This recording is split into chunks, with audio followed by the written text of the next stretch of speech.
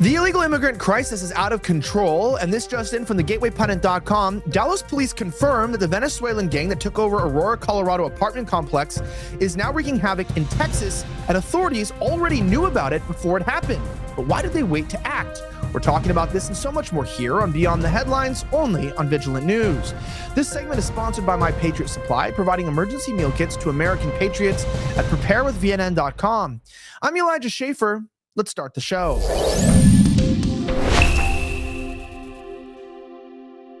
Well, we've all become far too familiar with this new armed immigrant gang taking over apartment complexes across Colorado and in Illinois.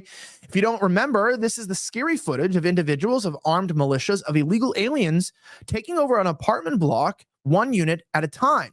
Watch this just to refresh your memory, because we have to realize this is the state of America.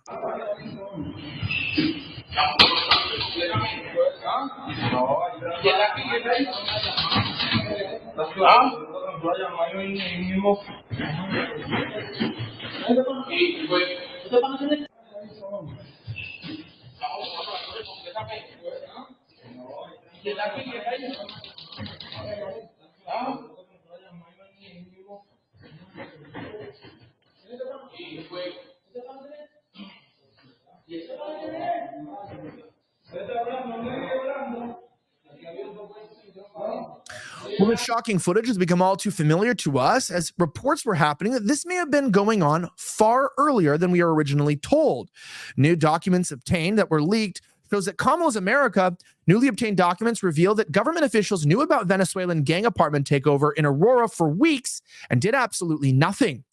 Recent letters obtained by the Denver Gazette reveal that both government officials and CBZ management, the company responsible for the Aurora apartment complex recently overtaken by Venezuelan gangs, were aware of the troubling circumstances weeks in advance. Yet officials failed to take the necessary action to ensure public safety, even attempting to downplay the issue. On August 28th, a letter directed to Colorado Attorney General Phil Weiser highlighted the severity of the situation when it reported that CBZ management had been alerted to the fact that the Aurora apartment complex had been forcibly taken control of by gangs of Venezuelan invaders. Now, instead of promptly investigating these claims, city officials downplayed the matter, dismissing the complaints as divisionary tactics and alternative narratives. The city literally downplayed this information in order to not be racist. Well, in order to make sure that we weren't dividing America, they allowed illegal immigrant, violent armed gangs to take over an apartment complex, and it gets worse. This refusal to confront the matter is a blatant attempt at protecting the Democrats' political objective that favors the mass influx of migrants across the border in order to amass illegal votes, a narrative that clearly places political gain over public safety. Now, the information further raises significant concerns regarding the integrity and priorities of our government at both the local and federal level. It's increasingly apparent that the power-hungry leaders value illegal votes from invading populations more than the safety and well-being of the citizens. Now, the correspondence to Attorney General Weiser also includes feedback regarding the effectiveness of the Aurora Police Department's response to the harrowing conditions surrounding the apartment complex.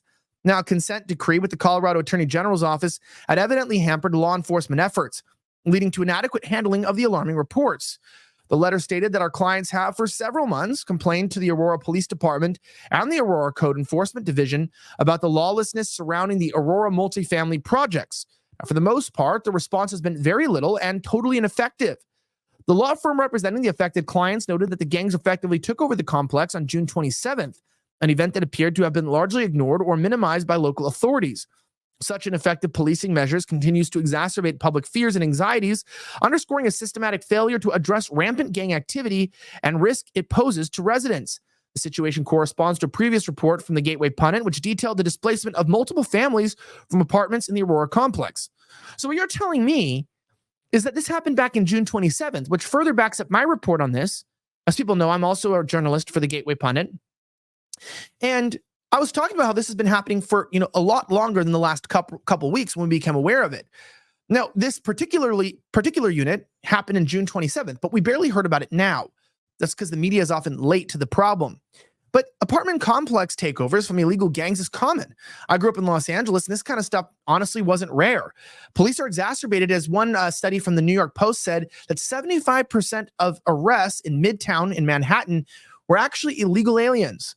I'm tired of calling them migrants. Now, that brings up the greater issue. It's going and it's spreading across the country as Dallas police confirm that Venezuelan gangs are going to take over Texas as well. We have that report, but as we talk about this, I'm proud to be an American. And that means if you come after me or my family, I'm ready, not just with firearms, but I've thought about what they're going to eat. Now, My Patriot Supply is offering these amazing 3-month mega emergency food kits that come jam-packed with 33 varieties of filling and delicious foods. Not only does that include creamy chicken flavored rice, old-fashioned Italian spaghetti, and savory cheesy broccoli soup, but you'll also get a bonus protein kit with diced beef, flavorful chicken chunks, and 3 varieties of beans, plus 9 different fruits, vegetables, and snacks. All in all, this emergency food kit provides a whopping 2,500 calories per day to keep you well-fed and ready for anything. The way I see it, it's my solemn duty as an American to protect my family without waiting on handouts. And that starts with food that you can depend on for up to 25 years. Go to preparewithvnn.com today. It's PREPAREWITH, VNN.com, and save $300 on your mega 3-month emergency food kit. It ships fast and free at preparewithvnn.com to save $300 on your kit. Now, as I mentioned, this story is alarming. Let's talk about this. Slowly but surely, Biden has turned America into a third world hellscape where violent armed thugs run the streets with impunity. According to the Daily Mail, Dallas police have confirmed the dangerous Venezuelan gang that overtook apartment complexes in Aurora, Colorado, and Chicago has made its way to Texas and is now wreaking havoc in yet another American community. We've had gang activity in the North Dallas area linked to the Tren de Aragua gang from Venezuela. Jennifer Pryor, the spokeswoman for the Dallas Police Department, told the Daily Mail in an interview, "Our department is collaborating with another agency to address possible crimes linked to this other gangs in our city," she added. Just last week, shocking video footage circulated that we watched earlier today. The Daily Mail investigations have uncovered that many of these illegal aliens are fraudulently gaining access to food delivery and rideshare apps, prompting potentially dangerous individuals to show up at the doorstep of unsuspecting customers. Now, as the investigation revealed, migrants have infiltrated food delivery and rideshare apps, renting or buying accounts that do not belong to them and showing up at your door illegally. In many cases, the migrants working under assumed names and identities don't have authorization to work in the U.S. or a driver's license to illegally operate a vehicle. It raises huge concerns about the safety of the home delivery apps and the consumer's ability to trust who is actually delivering food to their home and family, with customers' personal information potentially placed in the hands of dangerous street gangs. Now, as these Venezuelan gangs continue to be embedding themselves deeper into American society, it serves as a stark reminder that our government has betrayed the American people, but not only allowing, but encouraging the mass invasion of illegal aliens at the southern border. And unfortunately, this is not going to change.